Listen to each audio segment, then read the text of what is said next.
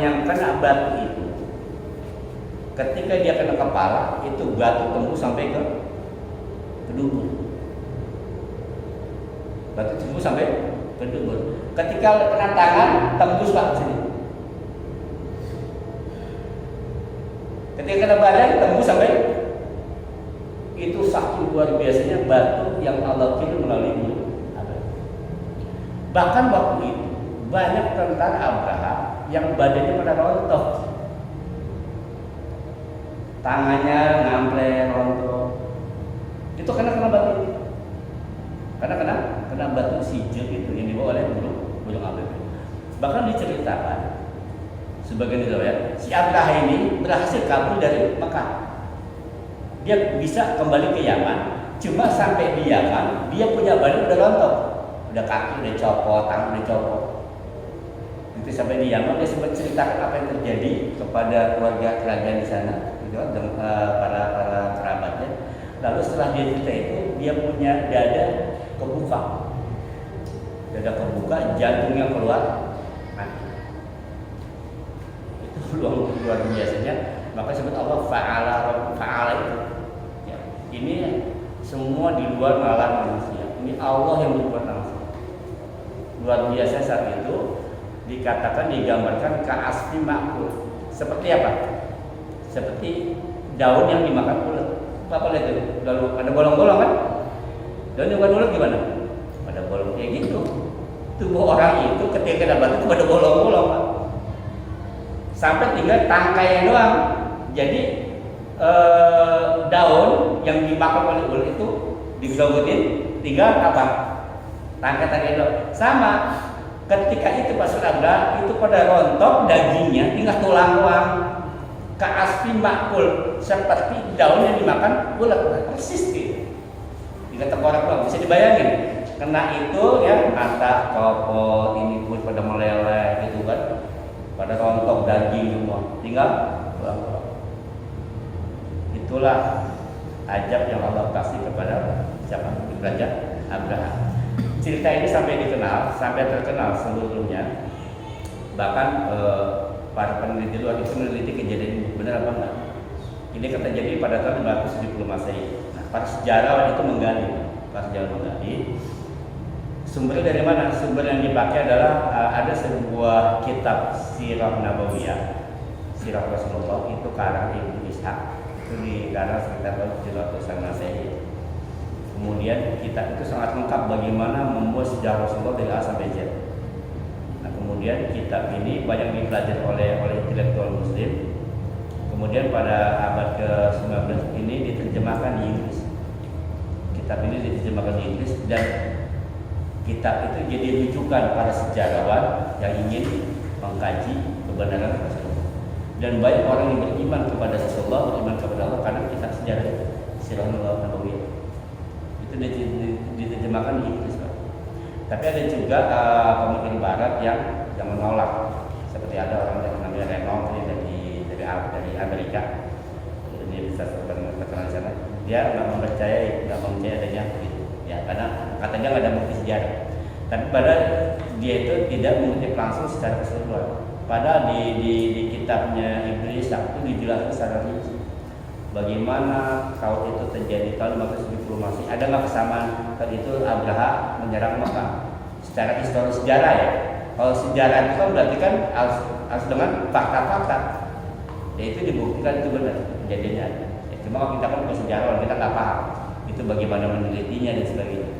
Nah, ada yang bilang bahwa itu cuma dongeng doang. Ya, itu cuma dongeng doang. Jadi Al-Quran itu hanya menyebutkan pasukan gajah. Nggak ada menyebutkan Abraha di sini. Itu orang Islam aja ngait-ngaitin. Tuh kata orang Darus begitu tuh. Ya, di Quran ada nggak disebut Abraha? Nggak ada. Makanya itu pekerjaan orang Islam aja ngait-ngaitin biar viral. Gitu bahasa dia tidak mempercayai adanya peristiwa ini. Cuma banyak ahli sejarah Barat yang membenarkan hasil kajian itu. Baik, teman-teman sekalian, dari sini ya. Jadi kalau kita secara rinci banyak banget sebenarnya cerita tentang pasukan gajah. Nah, Rasulullah itu lahir Jadi Rasulullah lahir itu bukan pada saat Abraham yang nyerbu Ka'bah. Jadi kita jangan salah persepsi. Jadi Rasulullah lahir ketika Abraham yang belum nyerbu Ka'bah, tidak. Jadi Rasulullah lahir setelah kejadian itu. Saking fenomenal kejadian itu, maka tahun itu disebutnya tahun gajah, gitu loh. Tahun itu disebutnya tahun gajah karena tahun itu sangat fenomenal, sangat viral, semua orang tahu. Disebutnya tahun itu tahun gajah. Nah, bertepatan dengan itu lahirlah Rasulullah. Maka disebutnya tahun gajah. Pas 570 Masehi, bulan April, ya. Nah, yang dapat kita ambil dari pelajaran sini adalah apa? Di sini Allah ingin menunjukkan bahwa Allah itu berbuat demikian kepada pasukan gajah sebenarnya bukan pengen memuliakan suku Quraisy. Allah semata-mata hanya ingin menyelamatkan Ka'bah. Makanya peristiwa gajah Hijau ini cuma sekali Allah bahas dalam Al-Quran. Tujuan supaya apa? Supaya orang Quraisy kagak nyombong, kagak belagu, kagak merasa diistimewakan. Tujuannya itu. Kenapa cuma dibahas hanya satu surat ini aja? Masalah pasukan gajah, masalah Allah melindungi Ka'bah. Pas kebetulan memang suku Quraisy ada di situ. Pas suku Quraisy adanya di situ. Karena memang orang begitu, Pak, karena merasa dia itu sudah dibela, begitu lah, merasa terhormat, pengen dihormati dan sebagainya. Allah itu juga apa? Supaya melindungi Ka'bah. Kenapa bisa dibayangkan saat itu? Pada itu kan terjadi pada abad kelima ya, kelima ke-6 Masehi. Ini sebenarnya kalau kita perhatikan pada ayat yang ketiga, apa itu? Alam yaj'al kaidahum fi tadlil. Itu artinya apa? Dia telah menjadikan tipu daya. Kaidah itu adalah tipu daya. Nah, ada satu fakta yang jarang disebut oleh orang-orang. Sebenarnya begini. Tahun itu, tahun ke abad ke-5 ke-6 Masehi, saat itu adikuasa ada dua. Negara kerajaan adikuasa ada dua. Pertama Romawi, yang kedua Persia atau kerajaan Kisra. Nah, Yaman itu masuk dalam kekuasaan Romawi. Makanya kerajaan Yaman waktu itu diafiliasi dengan Romawi yang beragama Kristen. Jadi sebenarnya ada yang bilang ini teori konspirasi lagi. Sebenarnya yang mengotori gereja Al-Quraisy, yang membakar gereja Al-Quraisy itu sebenarnya mereka sendiri. Dibuatlah propaganda seolah-olah Quraisy sudah menodai gereja. Untuk balas dendam, maka dia punya alasan buat balas dendam, dirbuka. Itu sebenarnya kaidah. Jadi ada tipu daya di situ. Jadi ada politik. Kenapa Ka'bah jadi sasaran? Karena Mekah saat itu tidak pernah dijajah oleh kerajaan manapun. Yaman sudah dicaplok oleh Persia, Syam dicaplok oleh Persia, Yaman oleh Romawi, Syam oleh Persia atau kerajaan Kisra. Mekah itu belum ada yang duduki, belum ada yang menguasai.